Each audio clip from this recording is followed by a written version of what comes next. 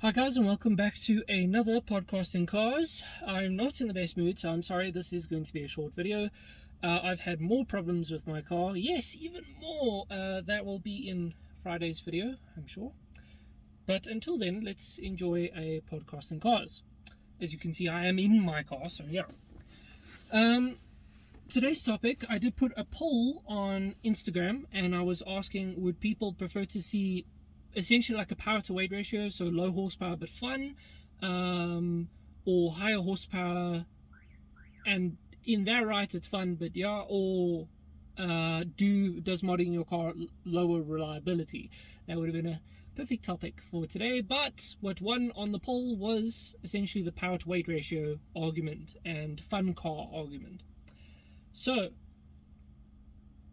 where my feelings of this stemmed, if you will, is if you look on Instagram, TikTok, YouTube, and so on and so forth, all these bigger influencer stuff, they all have the super high powered. Sorry, my arm is busy burning. They all have these high powered builds and stuff, and it's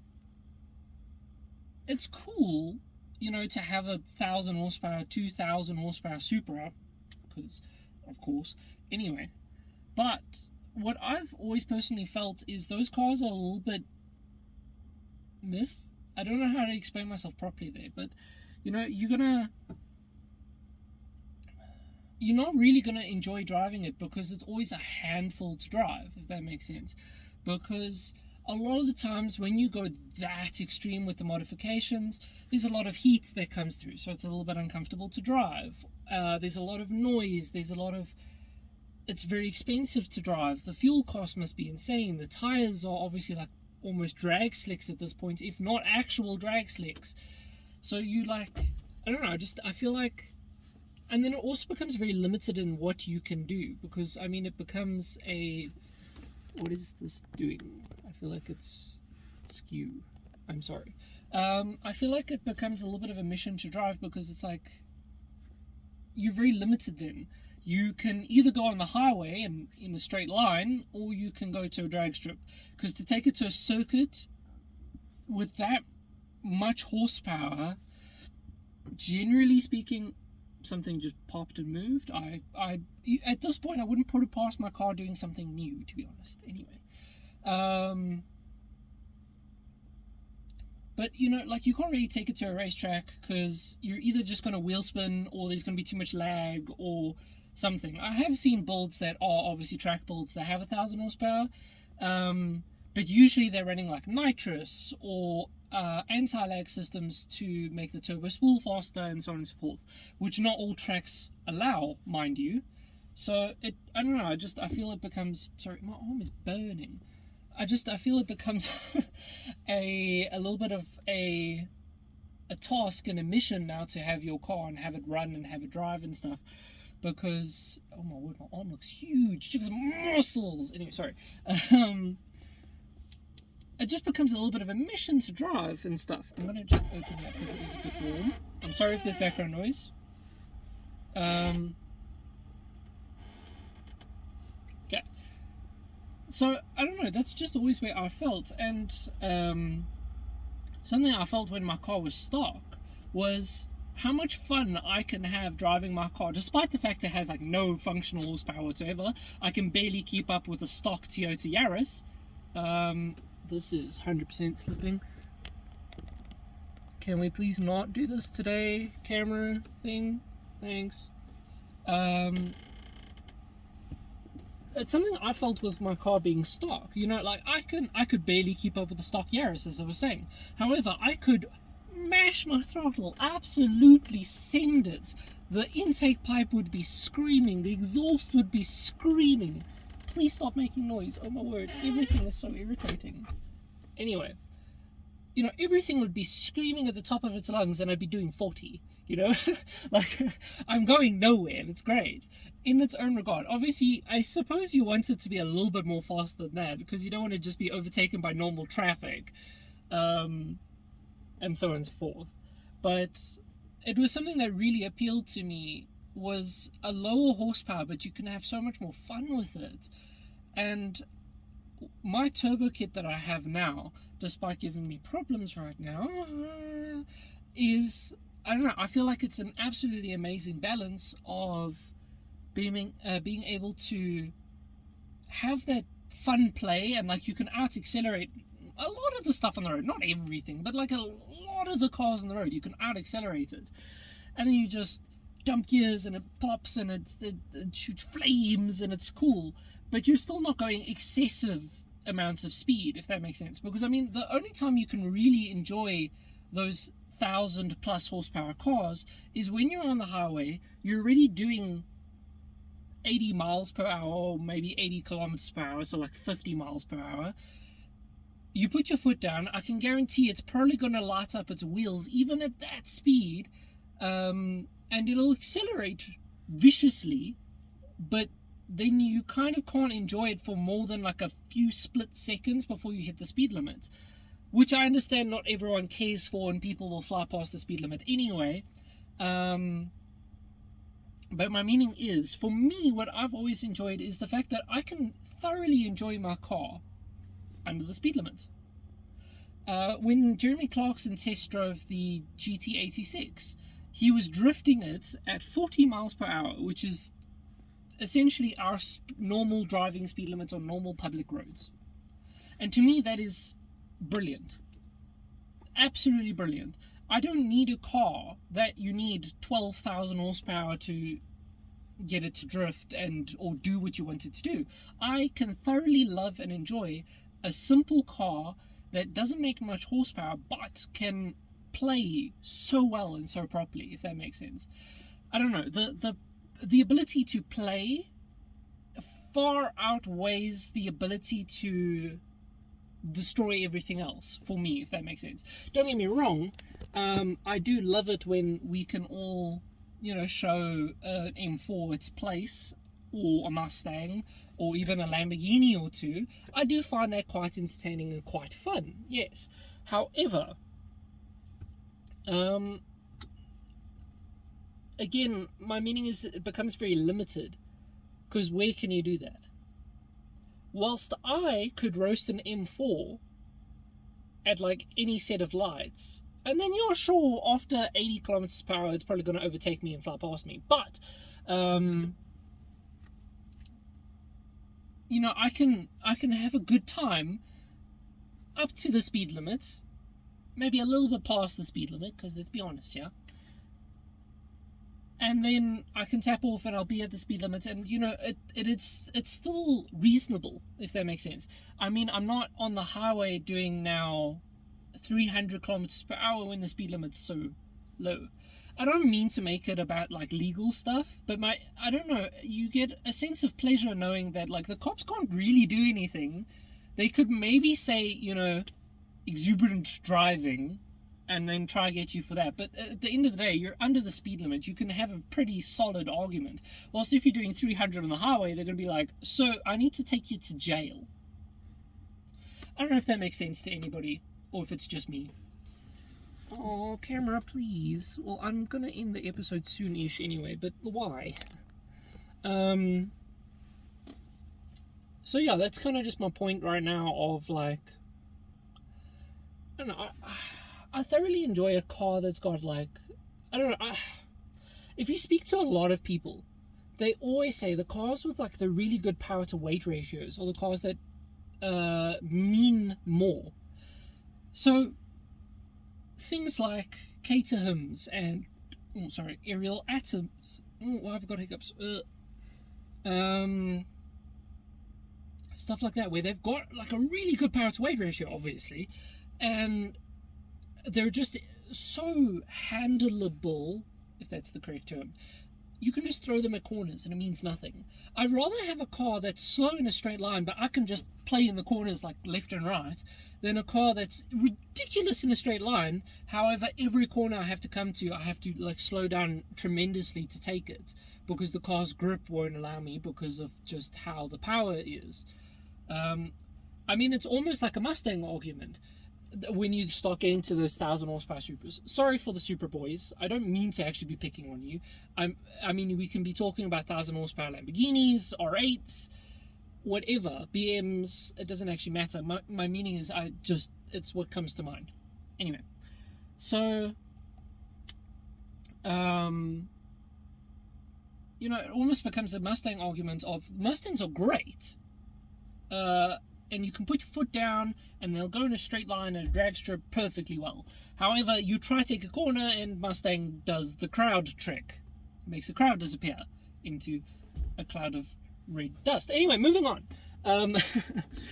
So my point is, you know, that's what those cars kind of become to me at a certain point. It's like you can't enjoy them anymore because you can hit a straight line. And I bet you, go onto your main highways where you're going to find the BMW M4s or the Lamborghinis or whatever you're trying to race.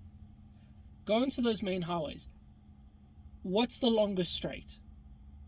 Because I know of a couple on our highways here that I drive regularly, and they're actually quite short, and on top of that, they're not even.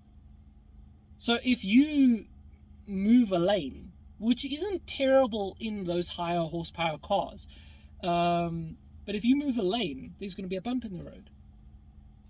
Oh, my camera is going to fall in like 5 minutes here. There we go. Come all the way back up. Stop sliding. Thank you very much. Oh gosh, now I'm skew. There we go. I'm still skew. Oh well, whatever. You know, I know of a couple that are smooth and flat and you can do the whole shebang, but my meaning is I don't know, it runs its course. Whilst I can have an absolute blast on my way to work and I'm not even in boost. I can just throw it at corners and be like, oh, this is a soft curb. Can I see if I can like hit the apex and get it to ride the curb a little bit? And you can have so much fun doing that. I suppose you could have that kind of fun in a 1,000 horsepower Supra, again, well under the speed limits and stuff, but would it feel the same? I don't know. That's just my point of view. I personally prefer driver experience orientated cars rather than just higher horsepower cars. I really like Koenigsegg. Not necessarily for their power, which sounds weird considering they're one of the more powerful car manufacturers, hypercar manufacturers in the world. But I like Koenigsegg because what I've heard about Koenigsegg's is that they handle really well. And like, I know with that being said, they've been banned from the Nürburgring because they keep flying off the course. But I don't know, just from what I've heard, obviously I've never driven one, but from what I've heard, they handle exceptionally well and they're fun to drive. And that means more to me than the fact that it's a 1,000 horsepower Bugatti or 1,500 horsepower Bugatti that could fly past everything else on the road. Kind of don't care. I love when car manufacturers, like, to be honest with you, I like the GR86 more than I like the GR Supra. And that's saying something.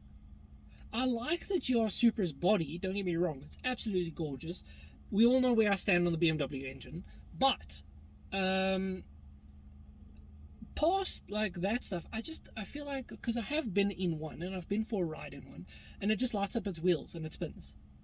And in its own breath, that's pretty cool, and I do think it's reasonably well powered from factory. There we go. It's got like a reasonable amount of horsepower. But I think, to be honest with you, what I'd do if I had one is I try get the weight balance towards the center and as low as possible, with a reasonable amount of horsepower, a 500 horsepower build or so, which is pretty much what those make stock, if I'm correct. I think it makes like 380, but people have dyno tuned it, it makes like 438 or something like that, and then you just with the boost and then it makes 500. So my meaning, then I feel like, and obviously do suspension setups and better tire setups, and I feel like that would be a really good car to drive. But my meaning is, from factory, I feel like the GR86 is probably a more fun car to drive from factory, simply because you can get the wheels to spin if you want, you can be as rough as you want with the clutch and the throttle and whatever. The car will be screaming. You're not going anywhere. it's all the theatrics without any of the repercussion, if that makes sense. You're not going to get into shit because, well, I suppose maybe, the neighbors will complain because it's too loud. But my meaning is, like, you're not going to get really into shit with the cops because, I suppose if they catch you wheel spinning, yeah. But I mean, if you're just accelerating a little bit, okay. Here, anyway, the cops don't care if you're accelerating. Cops will race you, man. So that's my point of view. I'd rather have a car that's comfortable to drive, and that I can have so much fun playing with, than a car that makes a stupid amount of horsepower and I can destroy everything else on the road, but at the cost of fuel consumption and stuff. And I understand that's a bit stupid. A lot of us treat these cars as weekend cars. But I don't know, it's just it's kind of where I get my point, I don't know. Just for me, it should be more than just a weekend car. The fact that I can daily drive my car, I brag about all the time, because it doesn't make excessive amounts of horsepower. Sorry. It doesn't make excessive amounts of horsepower, so I can daily drive my car because the fuel consumption is not brilliant, but I mean, it's tolerable. So I can daily drive my car. Despite the recent pretty much month, it is properly reliable usually. I don't want to. Let me not go into that topic, but yeah. As a general rule of thumb, a lot of us overspec our builds, so then they're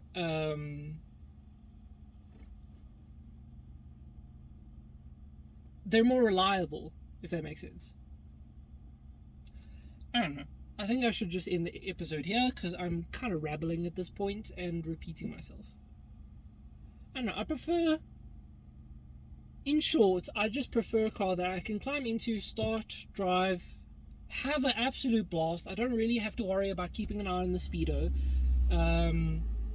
I can just throw it at corners, have my fun, clip a few cars here on the side. I'm not going to be wrecking Lamborghinis or anything like that, unless we go to a proper track day, and like a short course track day. My point. But that's kind of just where I stand. It's what I personally prefer.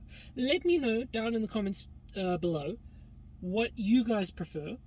Do you prefer your overbuilt, super extravagant builds like you see on YouTube and stuff, like the super insane wide bodies with the engine swap, that the engine's now in the middle and the exhaust goes through the roof and has a manifold that has more twists and turns than an extravagant book of some form? If you guys enjoy those builds, don't get me wrong, I really appreciate those builds as well, the amount of time and effort that goes into them. But, sometimes I love just a simple, clean, basic build. Because you know that the owner of that car climbs in that car, thrashes the living cock out of it, then parks it at home and does it the same thing tomorrow. And it's great. And it's fine. No issues. So yeah. Let me know down in the comments what you prefer. I'm now going to... Well, I have to wait for one of my dad's clients to leave. But then basically my car goes into the workshop and I'm pulling my gearbox out. Yay! Because I need to change my clutch. Yay! Let's all look forward for that. Yay! I'm not looking forward to it, in case you can't tell. Anyway. Thank you guys so much for joining me. I will see you in the next episode. Which will be the other part of what we voted for. So the does modding change reliability or lower reliability? So yeah, until then guys, thank you so much for joining me. Please like and subscribe.